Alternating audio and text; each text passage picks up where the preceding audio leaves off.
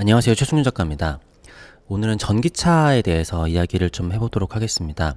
그리고 뭐 결론이 나는 얘기는 아니고 그냥 이런 식으로 한번 생각을 해봤다라는 정도의 얘기일 텐데요. 일단 저는 한 2, 3년 전쯤부터 전기차에 대해서 좀 비관적으로 보고 제 채널에도 영상을 몇 개를 올렸어요. 그거에 대해서 비웃는 분들도 되게 많았었는데 지금은 또 전기차의 인기가 좀 시들해져 가고 있죠.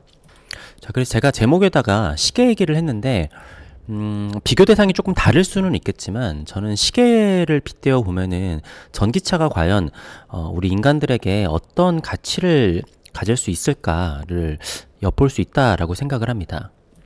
제가 오늘도 백화점을 갔다 왔는데요. 명품관들 사이에 시계 매장들이 있습니다. 시계들이 뭐 적게는 몇백만 원에서 몇천만 원, 뭐 몇억 대 가는 시계들도 있죠. 그리고 그걸로 뭐 재테크를 하기도 하고 투자 상품이 되기도 합니다. 자, 시계 명품 중에서 가장 유명한 것 중에 하나가 롤렉스죠. 이 설화가 진짜인지는 모르겠지만 옛날에 뭐 타이타닉이 이렇게 가라앉아가지고 뭐 했는데 그 밑에 있는 롤렉스는 건져 올려도 돌아가고 있더라. 막 이런 식으로 롤렉스의 기술과 성능이 대단하다. 이런 것들 때문에 명품이 된 뭐 그런 설화가 있잖아요. 이게 진짜인지는 모르겠는데 대부분 그렇게 많이 뭐 기억을 하고 있으니까. 자, 그런데 물론 이제 정확한 시간이라는 것도 이제 정립이 된 지가 그렇게 오래되지는 않았지만 사실 전자시계가 나오고 나서부터 정확한 시간을 맞춘다라는 거는 전자시계를 기계식 시계가 이길 수가 없습니다. 게다가 전자시계는 뭐 훨씬 가볍기도 하고 어떻게 보면 최첨단의 기술이기도 한데 뭐 기술이라고 할 것도 없죠. 네, 그리고 저렴한 단가가 가능합니다. 그래서 제가 군대에 입소할 때 뭐 이렇게 부대 앞에 막 1,000원짜리, 2,000원짜리 이런 시계들도 팔았었던 것 같아요. 뭐 물론 금방 고장 나거나 그러기는 하겠지만 그러한 1,000원짜리 시계도 시간은 기가 막히게 잘 맞춥니다. 자, 그러면 그런 명품 시계에는 공이 많이 들어가서 그런 거 아니냐. 하지만 전자시계에도 금을 두르고 보석을 받고 그 외관은 뭐 장인들이 이렇게 꾸밀 수가 있습니다. 하지만 전자시계를 그렇게까지 만들지는 않죠.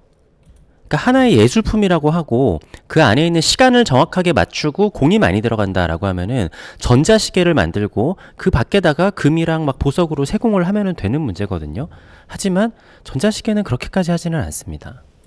사실 전자시계 그리고 어떻게 보면 시계 시장의 대부분을 점령을 한 거는 전자시계가 맞습니다. 그리고 애플워치가 그 최상단에 있죠. 싸지는 않습니다. 네, 뭐 몇십만 원부터 뭐 100만 원 넘어가는 것도 있고 이것도 뭐 세공이나 여러 가지가 들어가고 뭐 커스터마이징을 하면은 몇백만 원이 갈 수도 있어요. 범용성은 전자시계죠. 그러니까 전 세계의 시계, 손목시계의 대부분은 전자시계일 겁니다. 하지만 명품은 여전히 아날로그 기계식 시계인 거죠. 어떻게 조금 다를 수도 있을 텐데 한 가지를 더 얘기를 해볼게요. 자, 사진이 발명이 됐었을 때 많은 사람들이 생각을 했습니다. 이제 재현의 회화는 끝났다. 그러니까 어차피 사람을 똑같이 그리는 게 지금까지 그림을 뭐 초상화를 그리면 그게 목적이었는데 어차피 사진보다 똑같이 그릴 수가 없잖아요.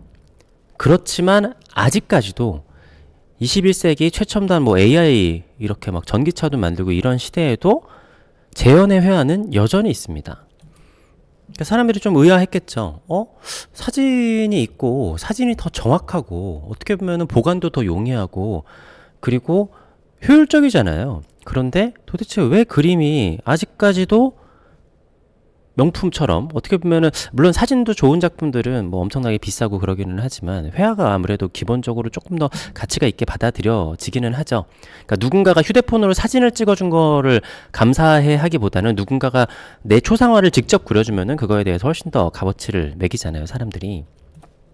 자, 그렇기 때문에 인간은 도대체 무엇에 가치를 부여하는가라는 사실 굉장히 원론적인 주제에 접근을 할 수밖에 없습니다. 뭐 이것에 대해서는 사실 한 가지만으로 얘기할 수 없고 수백 가지를 얘기할 수 있기 때문에 제 채널에서 다양한 각도로 많이 얘기를 한 거기 때문에 여기서 그것까지 얘기를 하지는 않겠습니다.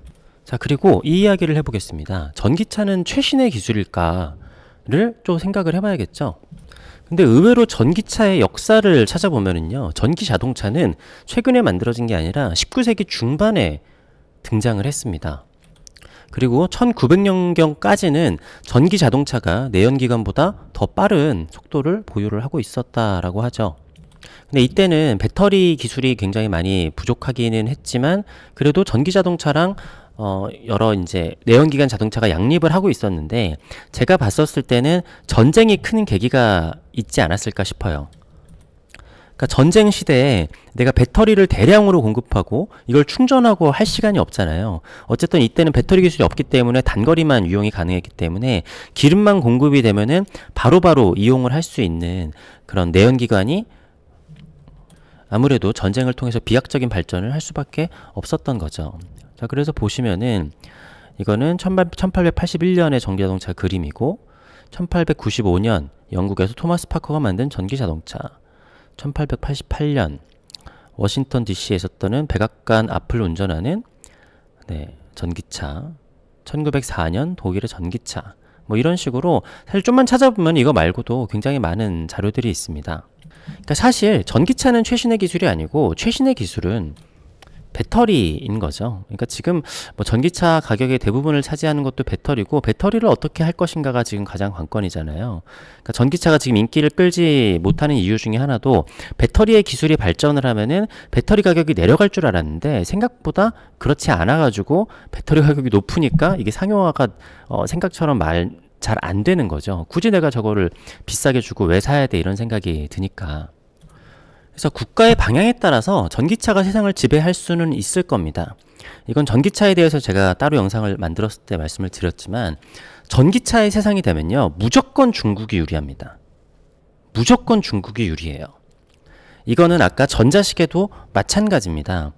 전자시계 우리가 막 1,000원짜리, 뭐 요즘은 1,000원짜리까지는 있는지 모르겠는데 엄청나게 싼 전기 시계들이 있잖아요. 그런 거 다 중국에서 만들죠. 전자시계를 만드는 거는 기술이 필요하지 않습니다. 껍데기를 어떻게 만들고 아니면 애플워치처럼 연동이 어떻게 잘 되고 그런 게 문제인 거지, 시간을 정확하게 맞추는 시계 자체는 중국에서 제일 잘 만들죠. 뭐 인도 같은 데가 더 인력이 싸니까 인도가 더 잘 만들지 않을까 생각할 수 있겠지만 공장화 설비가 훨씬 더 인프라가 중국이 잘 되어 있으니까 중국이 제일 잘 만드는데, 전기차도 모터나 다른 기술들은 사실은 그렇게 어려운 게 아니기 때문에 배터리만 있으면은 중국 전기차 지금 굉장히 잘 만들거든요. 그리고 전기차 세상이 되면은 중국이 압도적으로 유리합니다.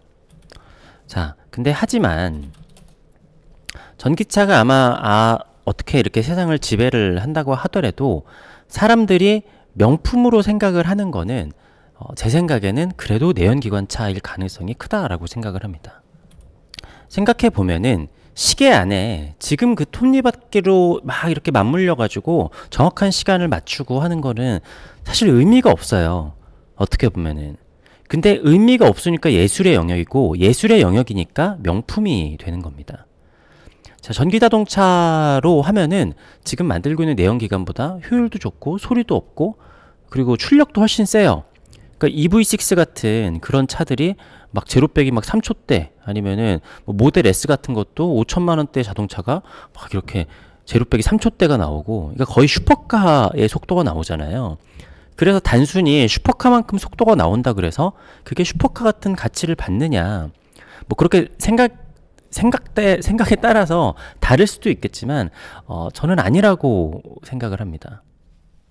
물론 미래가 어떻게 바뀔지는 모르겠죠. 그리고 또 전기차가 초반에 나왔을 때 와, 제로백이 장난 아니다 막 하면 사람들이 극찬을 하기는 했었지만 지금 시간이 지남에 따라서 뭔가 감성이 느껴지지 않는다, 뭔가 좀 무미건조하다, 뭔가 좀 재미가 없고 이질적이다. 물론 그거를 바꾸려고 많이 하죠. 근데 아이러니하게도 전기차가 내연기관차의 감성을 따라가려고 노력을 합니다.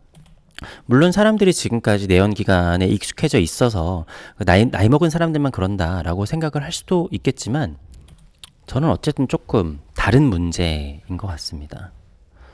네, 어쨌든 제가 오늘 뭐 결론을 내는 거는 아니고 어떻게 보면은 시계의 명품 시장을 보면서 전기차와 내연기관차 이런 것들을 생각을 해볼 수 있겠다라고 생각을 했어요.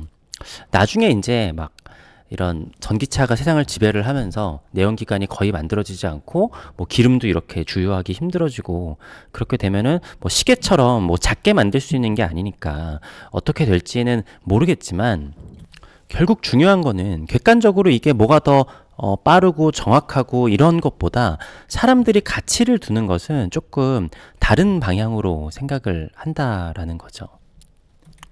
네, 그래서 오늘은 전기차와 시계에 대해서 한번 이야기를 해봤습니다. 감사합니다.